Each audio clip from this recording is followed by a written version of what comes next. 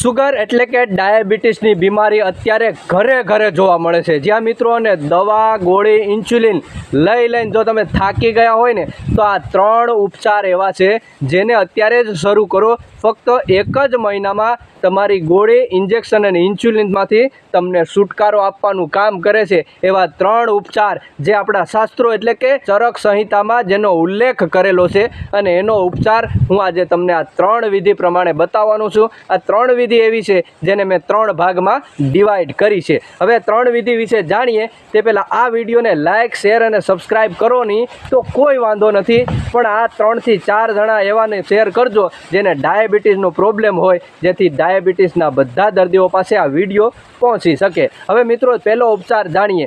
હવે જ્યારે પણ જેમને ઇન્સ્યુલિન લેવાની સખત જરૂર પડતી હોય, સખત સાંજ સવાર ગોળીઓ ખાતા હોય તેવા લોકો માટે અને 15થી લઈ અને 40ની ઉંમર જેવડી હોય એવા લોકો માટે ખાસ છે, જેની ઇમ્યુનિટી સિસ્ટમ થોડી સારી હોય અને આ પ્રયોગ કરવાથી એમને મહિનો 2 મહિનામાં 100% ફેર પડવાનો છે। આવો જાણીએ। હવે મિત્રો તમારે લાવવાના છે 3 થી 4 જેટલા બીલીપત્રના પાન। જી હા મિત્રો, બીલીપત્રના પાનમાં હોય છે એવા તત્વો જે તમારું ઇન્સ્યુલિન વધારવાનું કામ કરે છે, તમારું બ્લડ સર્ક્યુલેશન સારું કરે છે અને જેમનું પિત્તાશય નબળું પડ્યું હોય એનું પિત્તાશય પણ સ્વસ્થ કરે છે। હવે મિત્રો તમારા શરીરમાં ડાયાબિટીસ એટલે કે સુગર ક્યારે વધે તમને ખબર છે? તમારા શરીરમાં જ્યારે પણ ઇન્સ્યુલિન અનબેલેન્સ થાય એટલે કે પિત્તાશયને ખબર ન પડે કે તમારા લોહીમાં કેટલું સુગર જવા દેવું અથવા કેટલું સુગર ન જવા દેવું અને સતત સુગર વધ્યા કરે।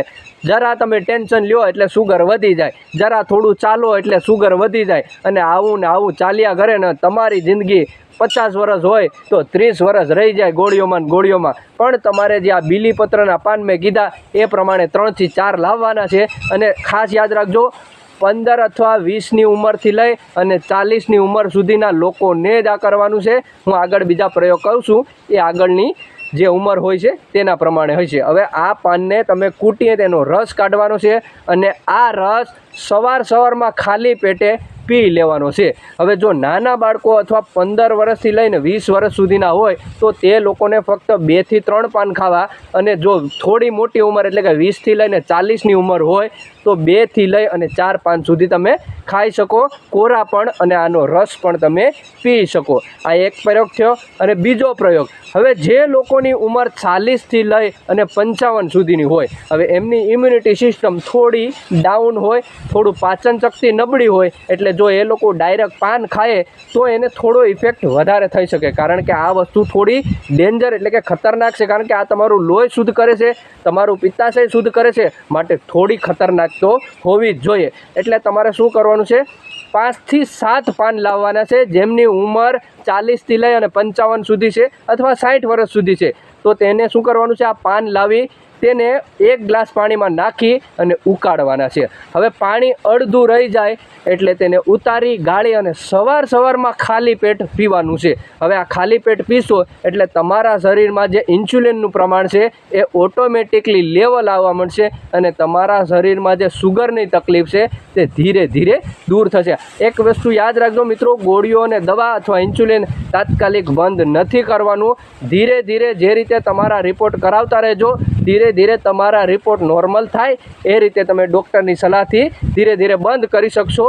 ત્રીજો પ્રયોગ મિત્રો, આ પ્રયોગ બધા જ કરી શકશે, નાના બાળકોથી લઈ અને મોટા સુધી તમામ કરી શકશે। હવે હાલમાં થોડાક જ દિવસોમાં આપણે શ્રાવણ મહિનો શરૂ થઈ જવાનો છે અને શ્રાવણ મહિનો શરૂ થતાં જ આપણે બીલીપત્રોનો બહુ બધો ઉપયોગ કરીએ છીએ અને મહાદેવ ઉપર ચડેલા જે બીલીપત્ર હોય છે તેનો ઉપયોગ પણ તમે પ્રસાદી પેટે પણ કરી શકો અને દવા પેટે પણ કરી શકો। હવે આ બીલીપત્ર હોય તેને ઘરે લાવી તેને સૂકવી તેનો પાવડર બનાવવાનો છે।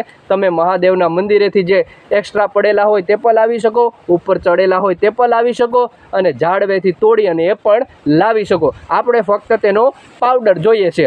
હવે 1 ચમચી જેટલો પાવડર લઈ તેમાં 5 થી 7 જેટલા મરીનો ભૂકો નાખવાનો છે। હવે ક્વોન્ટિટી હું તમને કહી દઉં, જો નાના બાળકો હોય તો અડધી ચમચી રાખવી અને મરી 3 થી 4 રાખવા, અને જો મોટી ઉંમર હોય તો 1 ચમચી પાવડર રાખવો અને મરી 5 થી 7 રાખવા।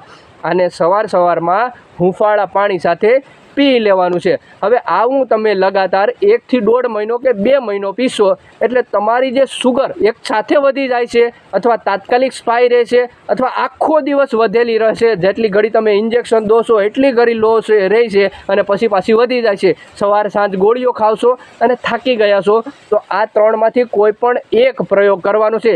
મિત્રો ખાસ યાદ રાખજો, આ 3 પ્રયોગમાંથી કોઈ પણ એક જ પ્રયોગ કરવાનો છે, બધા પ્રયોગ સાથે નથી કરવાના। આ જે મેં તમને કીધો એ પાવડર સવારમાં ખાલી પેટે ગરમ એટલે કે હુંફાળા પાણી સાથે પીવાનું શરૂ કરો, થોડાક જ દિવસોમાં તમને ફેર દેખાશે। મિત્રો આ વિડીયો એવા લોકોને શેર કરજો જેમને ડાયાબિટીસની તકલીફ હોય તો આ એ વિડીયો એમને કામ આવી શકે છે। ફોલો કરવાનું ના ભૂલતા, સાથે સબસ્ક્રાઈબ અને લાઈક પણ કરી દેજો।